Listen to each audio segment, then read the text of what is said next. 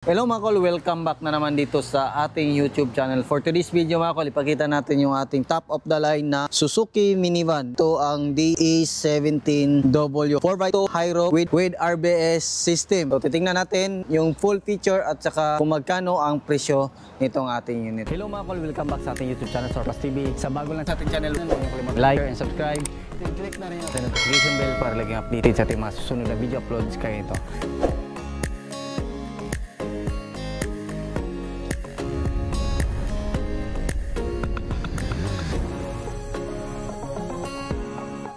Ayan, makita natin dito, naka 3 layer headlights po yung ating unit mga kol. Yan, ito yung ating high beam, low beam, park light at saka yung ating signal light. Dito naman makita natin meron tayong fog lamp na merong chrome dito. Original po yan sa mga top of the line na DE17W. Yan, makita din natin dito mga kol, yung ating fog light is meron siyang signal light at saka park light. And ito naman yung ating main ilaw sa ating fog light mga kol. Ayan, dito naman meron siyang chrome dito sa ating hood. Ayan, napakaganda po tingnan ng ating top of the line na unit mga kol. High roof po yung ating unit. Din dito makita natin naka 14 inches Japan original na mag wheels. Fully undercut po yung unit natin. Sa mga top of the line na mga unit mga kol, meron siyang ilaw dito sa ating side mirror. Yan, so auto fold and retractable po yan. Din, ang gandahan sa akin itong unit mga kol, pagdala natin yung remote natin, paglabas natin, pwede natin i-close. Automatic siya na mag-auto fold,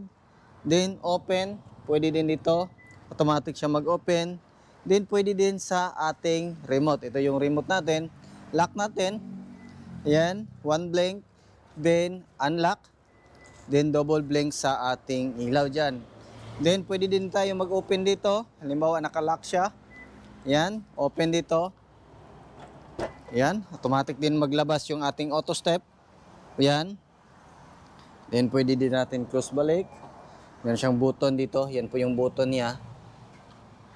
Yan.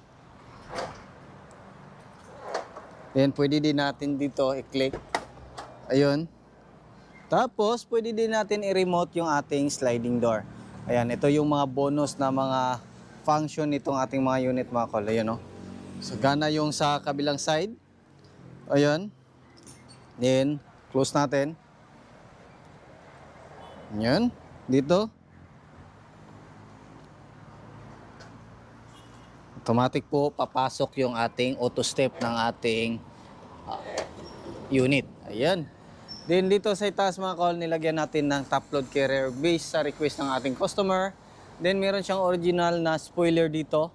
Yan, meron din siyang third light. Yan po yung third light ng ating unit. Tapos dito meron tayong premium na ladder na nilagay.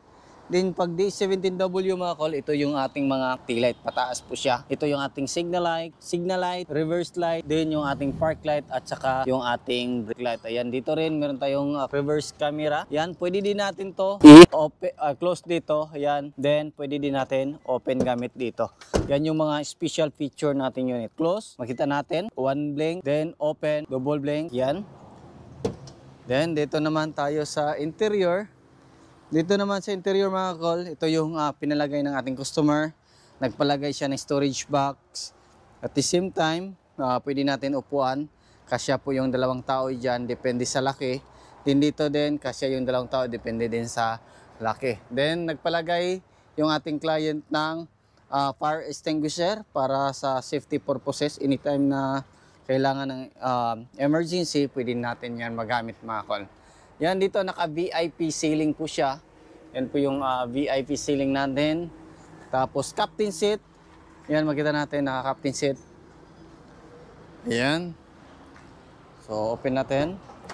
Tapos, yan, makita natin yung captain seat natin. Yan po yung upuan natin. Meron siyang headrest. Meron siyang armrest. Then, pwede natin yan i-unfold yung ating armrest or i-fold.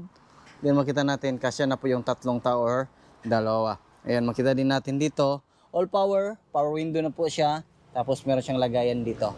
Yung pinaka-special sa mga ganitong unit mga kol na hindi kaya gawin sa mga ibang minivan is, or ibang kotse, is pwede natin i-fold yung upuan natin para makapaglagay po tayo ng maraming cargo. Ayan, pakita natin kung paano natin i-fold yung ating upuan. Ayan.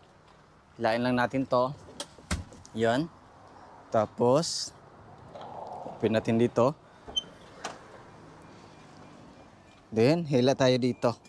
Ayan. So, yan po yung mangyayari pag naka-fold po yung ating upuan. Napakalawak po yan. Pwede natin yan iwan yung upuan natin sa bahay natin kung gusto natin na mamalingke. Tapos marami tayong cargo. Ayan.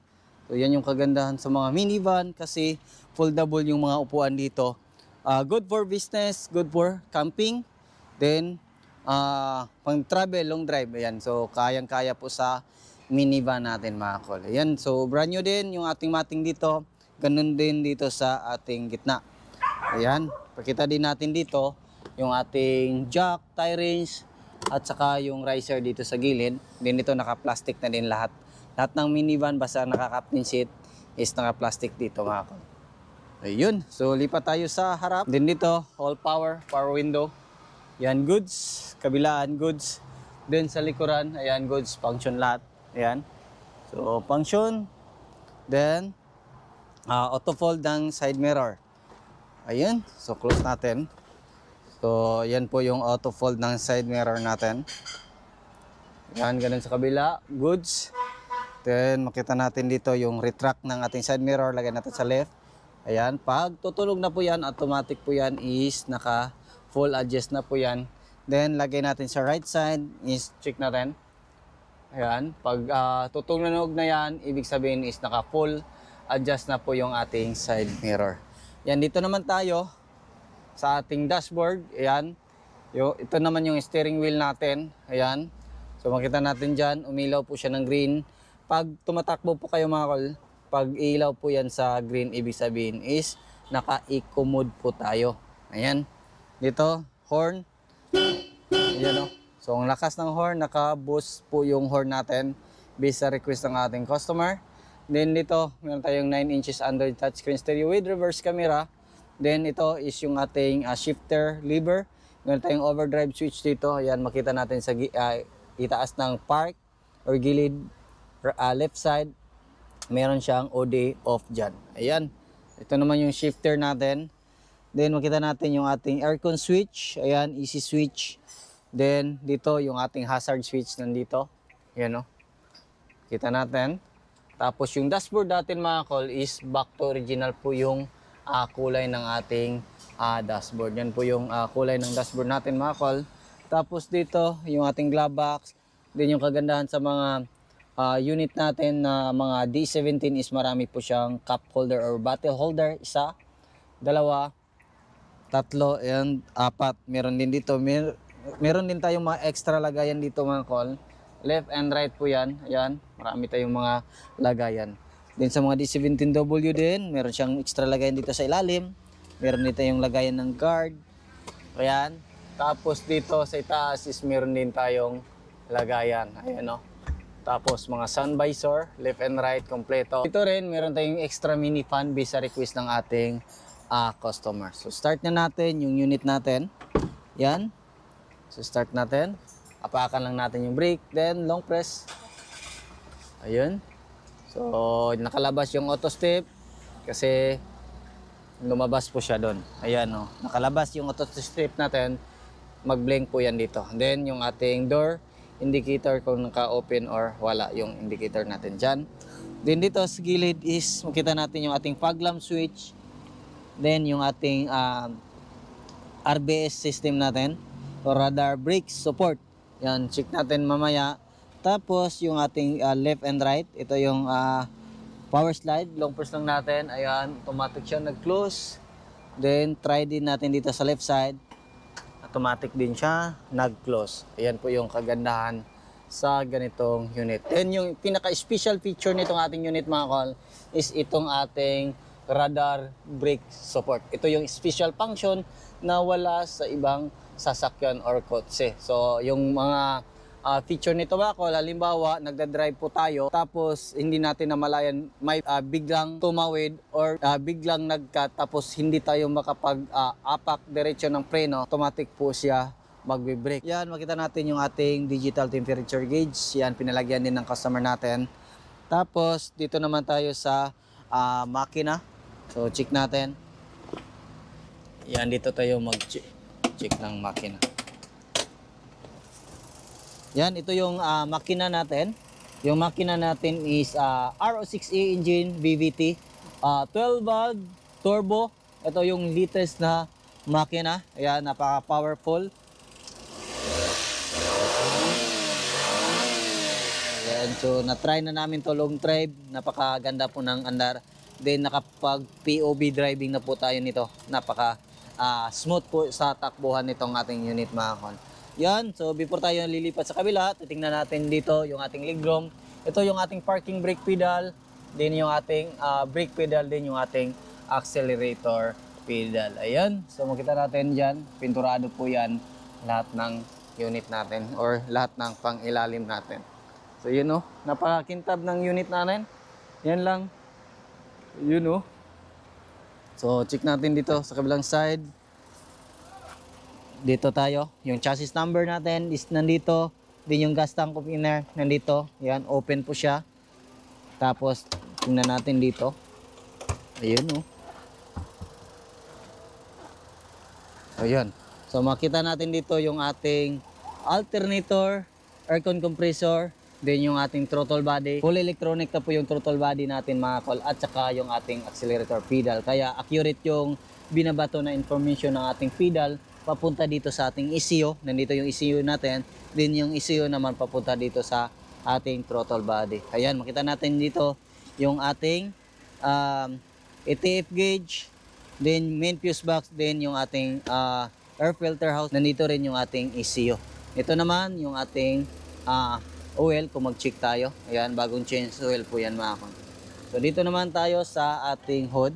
Ayan, check natin kung ano yung makita natin dito sa ating hood.